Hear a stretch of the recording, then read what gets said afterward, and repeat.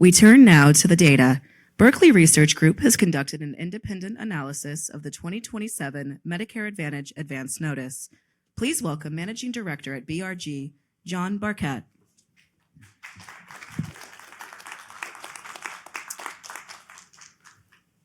I'm the data. We've had 3 seated panels, so I'm going to stand up, maybe try to liven up the data just a little bit.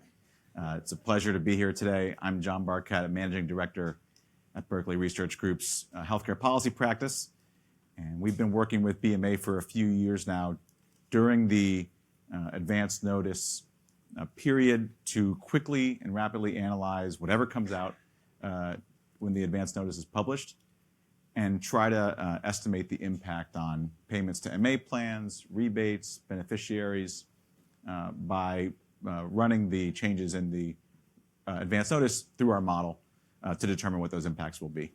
And this year, BMA asked us to look at 2 topics, and I'm going to talk about those topics today. The 2 topics that they had us look at were first, how the effective growth rate, which is basically CMS's predictions for what costs will be in 2027, how total payments to plans might change if that growth rate changes by a percentage point, or 2 or 3 or 4 percentage points. And I'll set the table on why that's interesting with some numbers in a second, the gist of it being that there are some discrepancies between CMS's actuaries and other actuaries on just what medical trend is doing right now and what it might be doing in 2027. The second question that BMA asked us to look at is what happens with the risk model changes and how will those impact payments. These are the risk model changes that each previous panel has been talking about. They are these sort of fairly technical updates that John Brooks was describing earlier as attempting to get at payment accuracy, but they happen to, as CMS has said in their fact sheet that they've announced, they will tend to lower payments to MA plans, and so we've estimated what those dollars would look like, and then we can talk about how that might translate into impacts on beneficiaries. So those were the 2 topics. The main takeaways, Mary Beth alluded to this earlier. First of all, on the effective growth rate, for every percentage point change in the effective growth rate, we see about a $12 per member per month impact, or about $144 a year. And then when you look at just the risk model changes, not counting on the unlinked chart reviews policies, so just the change in how the risk model is calibrated, we see about a $27 per member per month impact, about $324 a year. So let's talk about the growth rates first. Let me start by saying, what is the growth rate? CMS's actuaries predict what spending will be in 2026, the coming year, and 2027 for the following payment year. And when they come up with these estimates, those estimates are used to set benchmarks. Benchmarks are expected payments or expected costs in a given county, say, and plans bid against those benchmarks to say, here's how efficiently we think we can deliver the Medicare benefit in those areas. And if their bids come in below benchmarks, then they get some of those monies back, and they can use those to offer supplemental benefits to Medicare beneficiaries. Let me show you what historically has happened, because Gable mentioned this earlier.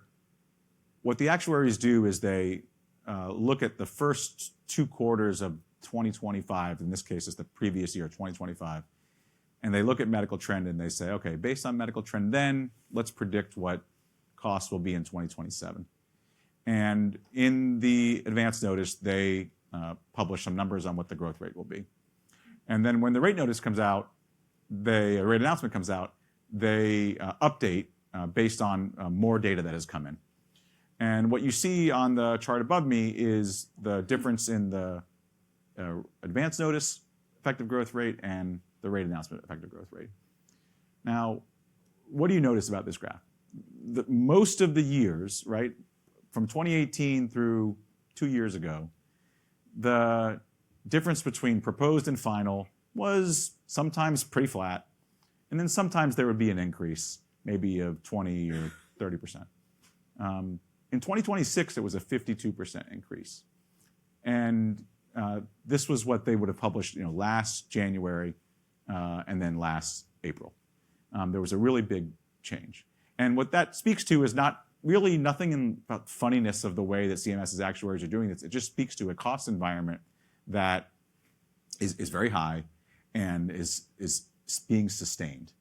And the big question for this year, right, is whether or not from proposed to final, CMS's actuaries will get more data in and decide that, okay, when we finalize our growth rate for next year, that maybe should be higher than what we initially saw. This is where the controversy is coming in. I'm not an actuary. I don't pretend to be the one contributing to this controversy. I'm just sort of describing the impacts of the policy here. But the plan actuaries and consulting actuaries have looked at CMS's numbers, and then they've looked at their experience that they're seeing in their plans through the end of 2025 and the first few months of 2026. And they're saying, okay, CMS's actuaries think maybe this is going to start coming down. They're saying we're not seeing that yet. So that's where the controversy is coming in. So again, a lot of dollars are at stake. What are we talking about here? If there was a 1% change in dollars, let me just go back for 1 second. Notice the y-axis. That's what we're talking about when it comes to percentage points of a growth rate, right? So the last couple of years have been pretty high, frankly, the two highest in the last 9 years, above 5 and above 6% when the proposed. And then it went up to 9 last year. So like that last year was a 3-point difference. A 3-point difference we estimate this year would be $38 per member per month, or nearly $400 a year. Nearly $500 a year, excuse me, in changes to total payments to plans. So that's a lot of money. That's a lot of, a very different planning exercise if you're an actuary, if you're expecting one amount or $500 more than one amount for a given year. That's the cost of some major supplemental benefits. It's the cost of certain cost-sharing reductions. That's what's all at stake here with this question about the growth rate. The other topic I brought up was on the risk model changes. And as we noted before, the risk model changes are going to tend to lower payments to plans by about $27 per member per month. And over the course of the year, it's, again, another $320 some odd dollars. And that varies around the country. It depends on where you are. In the Southeast in particular, you're going to see a much bigger impact.